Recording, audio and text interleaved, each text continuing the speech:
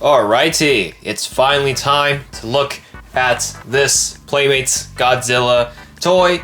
This is the Roll N Battle Godzilla. So obviously last month, not even last month, many months ago, I reviewed the Roll N Battle Kong. This was, I think, back in the summer. So it was still using the GXK packaging, but when they pulled out the Roll N Battle Godzilla here, they decided to put the Monsterverse packaging on it, which I think is absolutely appropriate because this is KOTM Godzilla. So in this video, we're going to be taking a look at exactly that. I'm sure you're super familiar with the drill, unless you are a new viewer watching this for the first time. To the 10,000 of you watching, let's get into this. So, just like the Roll N Battle Kong, this falls under, I guess, the 11-inch line. I don't really like to use the exact measurements anymore. I just felt like I'm getting too technical with it. So I'm just gonna say this is like the same size as like Giant Godzilla or Giant Kong, the giant figures, if you will.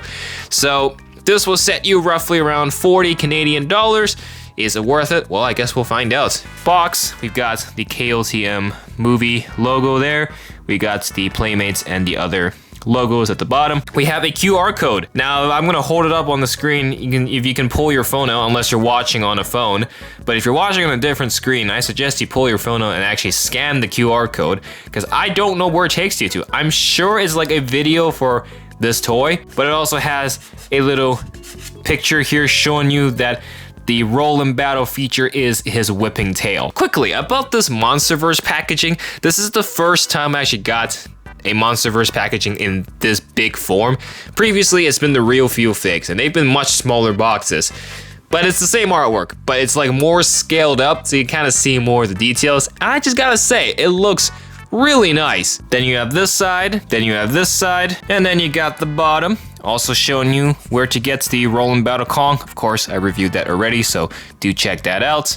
And some other info down here. And then finally, here's the back. These are in a lot of languages, so I'll just say the English one's up here. It's just one sentence.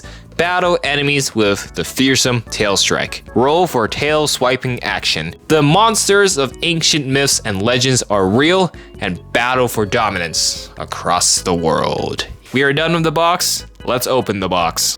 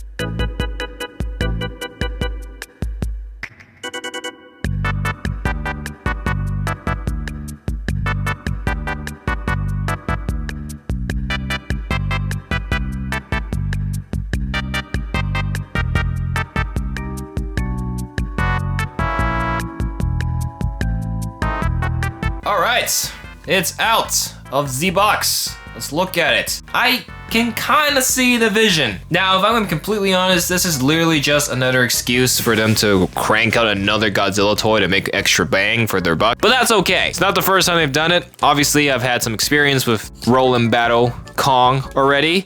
And I gotta say, they actually nailed the play feature on him pretty well. Now, I don't have him at the moment. I actually don't have any of the other Playmates toys at the moment. They're all sitting in my attic. So today we have no comparison in this video, but there's not really much to compare this to actually.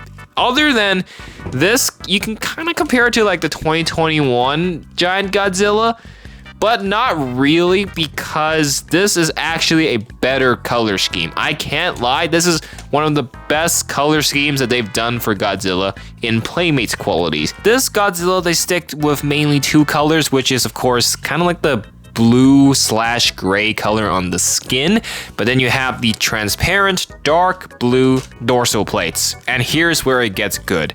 We have the dorsal plates color starting from the head all the way to the tail, except for the tip here, it is all the same color. It's all the exact same transparent blue color, aka there is consistency with the color scheme, and I am very pleased with it. This is what colors should be for Godzilla standard, even if it's a cheap children's toy. I don't mind this tip of the tail not having that blue. It don't matter, because this is the hitting point. This is where the tail swiping feature will mainly be impacting if it's like actually hitting stuff. Because of this mechanism with this play feature, it also means there's not much articulation.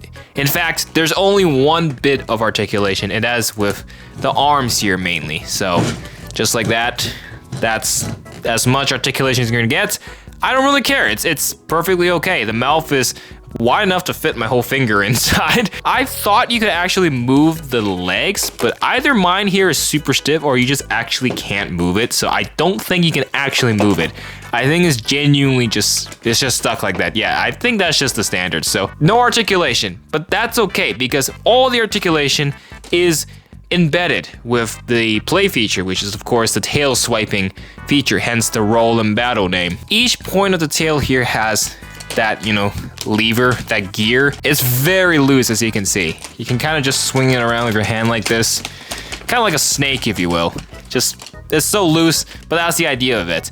And attaching this tail onto the body was actually super easy. Didn't need a hair dryer, just easy snap. That's what I like to see with more of the Godzilla toys coming forward. Please make it easier to put on. Side note, the weight to this thing is super light. I can hold this in one hand and don't feel heavy. It's just like a pretty light figure compared to like some of the previous Godzilla toys. Pretty sure it's hollow inside so they can actually put the gears in. So that could be why. But unfortunately, you can't escape the screw holes. There's a reason why I really only showed the other side. That's the reality with Playmates. You're bound to get screw holes. Almost all the toys have screw holes. It's not anything out of the ordinary. It's to be expected. But of course, it doesn't take away the fact that it still looks ugly. You know, there's a lot of spots too. It's not just like 2 or 3 of them. There's 1, 2, 3, 4, 5, 6, 7, 8, and 9.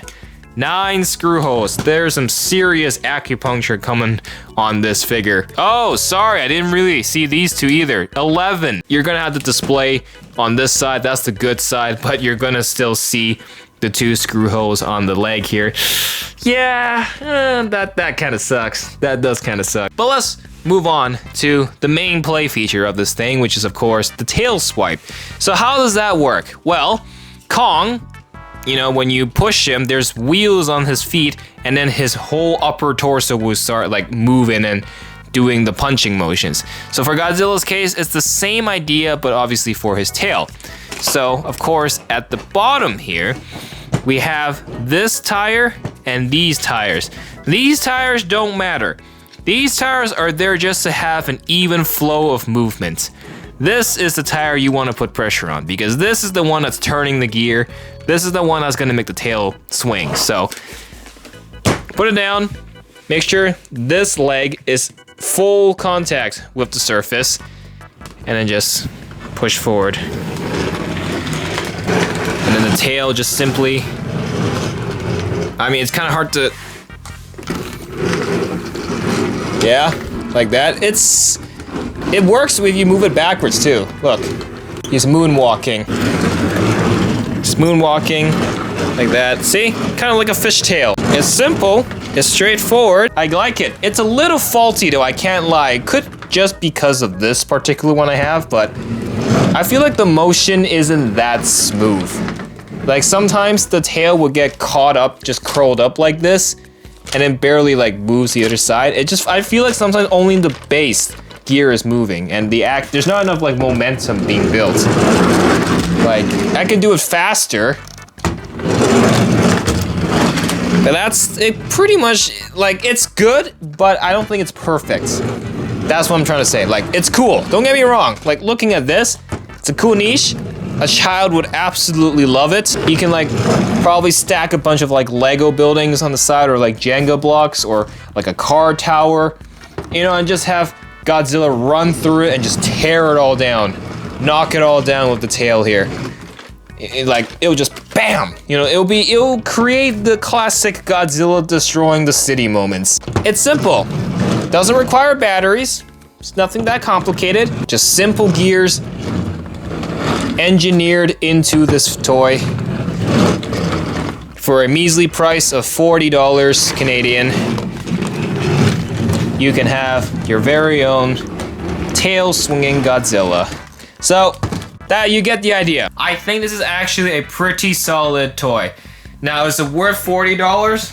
I don't know. Coloring wise, I'm very happy with this. This looks very close to KOTM Godzilla. I think it's really just the screw holes that ruined it for me. I think ultimately for me, I'm gonna have to give this a solid 7 out of 10. I'm satisfied with this Roll N Battle Godzilla. So yeah, that's all I gotta say. Let me know what you think. Thanks for watching this review. Go check out the Roll N Battle Kong review if you haven't already. Thanks for watching. Hit that like button, subscribe, and check out all the other Godzilla content I have on this channel.